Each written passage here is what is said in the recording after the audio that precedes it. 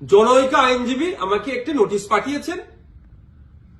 তিনি বলেছেন 48 ঘন্টার মধ্যে যদি তার ক্লায়েন্টকে আমার বক্তব্য দ্বারা নাকি মিসলিড হয়েছে এই মর্মে বক্তব্য প্রত্যাহার, ক্লারিফিকেশন বা তার নোটিশের উত্তর না দিলে আমার বিরুদ্ধে আইনত ব্যবস্থা নেবে।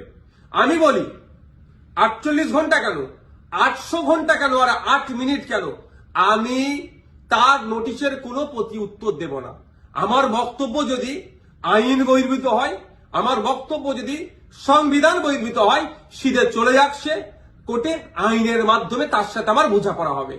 আমাকে নোটিশ পাঠিয়ে কি ধমকানো চমকানো হচ্ছে? এই ধরনের অনেক নোটিশ আমি খেয়েছি, আমার নামে অনেক মারাত্মক অভিযোগের মামলা নিয়ে আমি মাথায় করে চলছি, মিথ্যা অভিযোগ নিয়ে। উনি আমি ভয় পাই না।